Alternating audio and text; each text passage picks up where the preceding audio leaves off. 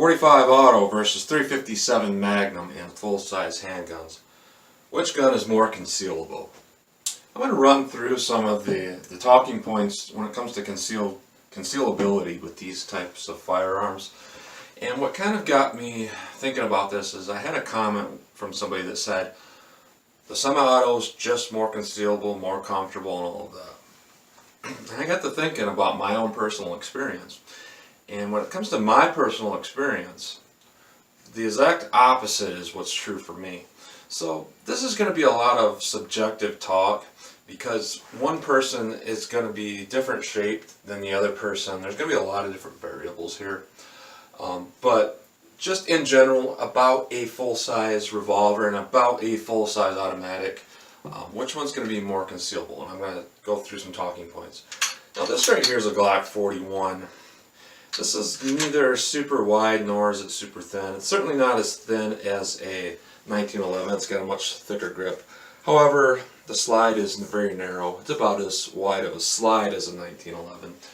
My 686 is not a 686 plus. It's just a 6-shooter. That's your average size here.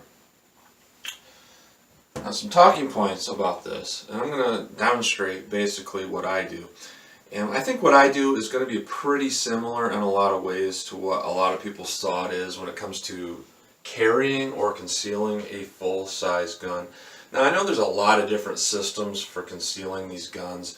You got a lot of different specialty holsters, but for this demonstration here, I'm just going to talk about what can you do when you have a basic outside the waistband holster. And when you're talking outside the waistband holster, for most right-handed people, you either go between 2 o'clock and 4 o'clock, typically, with the average being right at 3 o'clock. And I'll show what I do, and I'll run down some points here that needs to be made. And forewarning, this is mostly going to be a revolver versus auto thing and not really caliber specific. However, there is one point to be made that is caliber specific when it comes to concealed carry. And you could probably guess what that is before I tell you, but I'll get to that at the end. Now, the first point to be made here, when a lot of people say, well, the auto's more concealable, and you know, with 45s you'd be talking maybe a 1911 or something like that. Is it really more concealable? And the thing that you have to think about, there's a couple things to be said here. One, yes, the whole width of the gun may be narrower than the cylinder. Even the grip of this gun is narrower than the cylinder on here. However, the cylinder is the only point on this gun that is wider than anything else on the rest of the gun, and that would be true basically for any semi-automatic. Even in 1911, most of this gun's going to be thinner. And the part that's thicker, what I find interesting is I can, as a, I want to say well-built,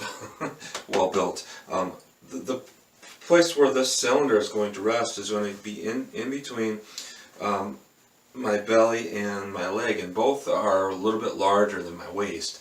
So that point at which that tucks in actually fills in that area, and the rest of it rides flat. As we're on the semi-automatic, it's going to bridge that, and it's not going to have any part that's going to go in. So it's not really wider. And another thing that really stands out that I've noticed in my experience is the top of the gun here. It doesn't matter what you do. It doesn't matter how you carry it. I mean, you can angle it over. That might help. But generally, that's going to poke you. And you don't have that on the revolver. The grip curves with your body. So when you bend, it's a rounded point here, not a triangular thing or 90-degree angle jabbing into you. So another thing that's a big thing to be made here is the grips on a revolver can easily be changed. Virtually every revolver, you can put something different on it. So you can put something shorter or narrower or wider or anything that's going to fit you a little bit better. And you can't do that on semi-automatics other than grip panels on 1911s and stuff like that. The other thing here, and I'm going to show a little bit of demonstration here. When I carry this particular revolver, oftentimes I found it the most comfortable and the most concealable to carry it at about the 2 o'clock position here. It's not quite appendix, but the thing about this is even if it were at an appendix position, the muzzle that points down and might like basically go right in front of your body, it's not something that I worry about on the revolver, because a lot of significant things have to happen for that to negligently discharge. And if you look at this right here, it's very concealable, just like that. And I've actually worn this quite a few places. And just like everything I said before, that point at which it is wider does tuck in with the body. So it conceals really well, and all of the things that have to happen for a negligent discharge are virtually impossible to happen. First of all, you would have to have your trigger exposed, and you would have to absolutely have your cylinder completely free, or else it's not going to turn. And you got to have that 12-pound trigger pull rotating on this very long trigger. That's not something that's going to happen. That would be very unlikely for that to happen. Now if I switch over to the automatic, that position there is not very comfortable. And the other thing is, it doesn't take a lot for this to have the trigger pulled other than the trigger being pulled. That's the only exception that's going to get this thing to fire off. As with a revolver, it's got that 12-pound trigger, it's got this cylinder needs to be not impeded. So when I wear this right here, this is not as concealable. Even here, this pokes out. There was nothing like that on the revolver. But the thing is, to carry what I consider safe, okay, I feel safer at about the 4 o'clock to 3 o'clock position, because you know, this point of the gun isn't going to bend into any parts of your body when you're sitting. But the problem we have with this is not concealable at all. This is horrible. And sure, you can have other systems that will do a better job, but when you're talking about just slapping this thing on your side here without worrying about it, you really have a hard time concealing a full-size 45 of any kind. And I'm not trying to downplay this and say the revolver is better for that. I'm just simply stating the obvious, that when you pull out this here, and I'll just put this, let's say at 3 o'clock, I'll slip it between 3 and 4 o'clock, just to give it a demonstration purpose here. But when you have that in there, even at 3 o'clock, you're a little bit more concealable. There's nothing coming forward here. 4 o'clock, a little bit less concealable than at 2 o'clock or 3 o'clock, but still there's something about the way that this thing wants to lean into your body. And what it really is, it's kind of like, it's very balanced over the whole system. As with the 45 is very heavy just at the grip where all that ammo was at. So, let's go to the next point here. The revolver carries less ammo weight. And you're going to say, well, that's because it carries more. Well, that's part of it. You're going to carry as much ammo as it holds, generally. However, when you look at, even if we're going to compare, like, let's say a 1911, okay, 1, 2, 3, 4, 5, 6, 7. Let's say it's the old school, and these are 8 rounds of 220 grain. Now, a lot of people carry 230 grain, okay? That weight right there. Now let's do 1, 2, 3, 4, 5, 6 rounds of 357.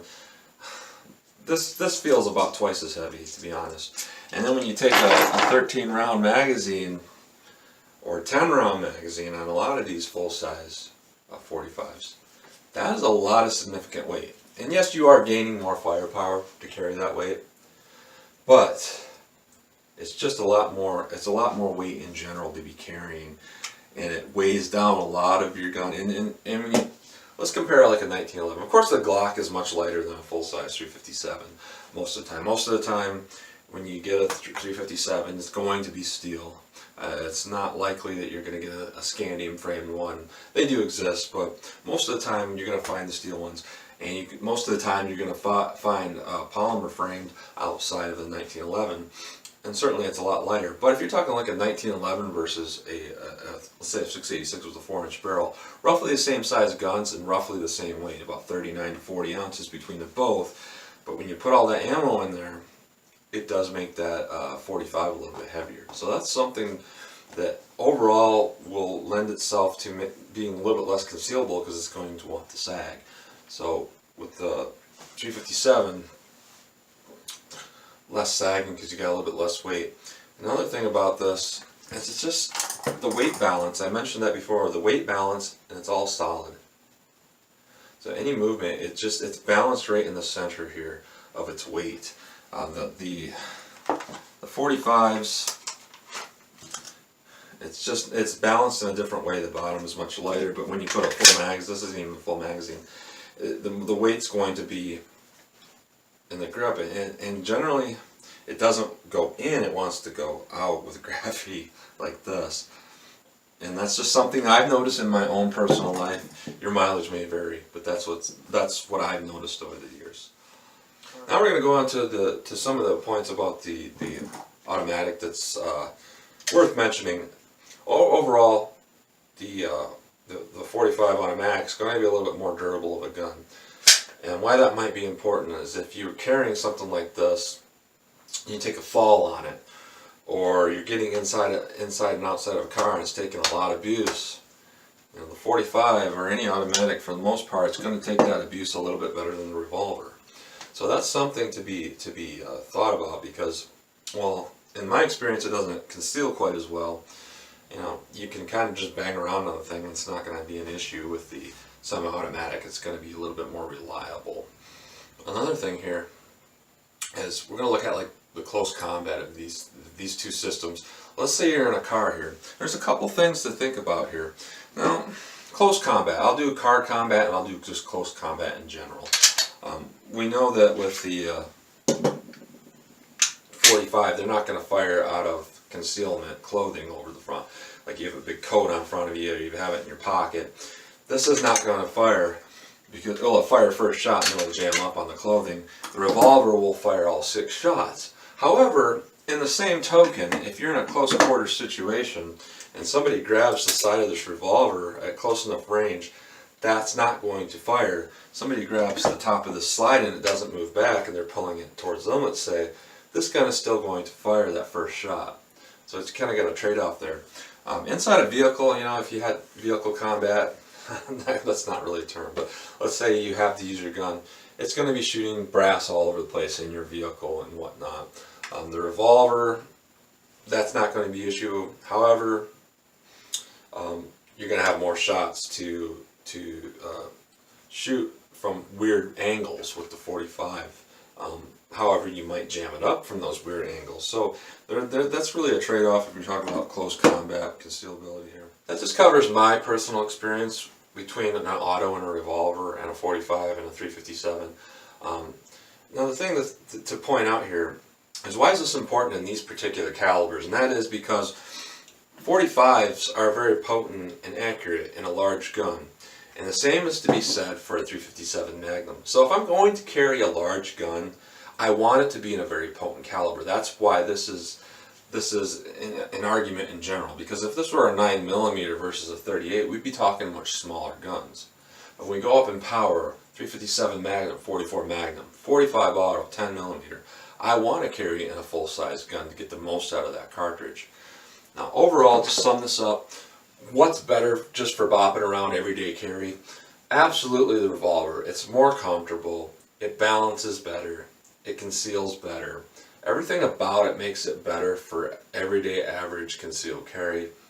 However, if I was going to go in a dangerous situation, dangerous place, and I wanted to dress the part to conceal something like this automatic, this would be much better. Like if I was going to go down to Detroit, I might want to carry this, or to Flint, I'd probably want to carry this over the revolver. But for every day, just bouncing around my rural county, I say the revolver is a lot better choice, a lot easier to conceal on a daily basis. And you know, I'm not trying to be biased because I'm the revolver aficionado. That's just the way it is, and that's kind of why I like the revolver better, because it is just a simpler, more comfortable system. So that's just my rundown of my thoughts on concealing these two guns and what one conceals better, more comfortably, and what one's kind of better in general, in my opinion. So that's just my opinion. Share, comment, and like. And as always, thanks for watching.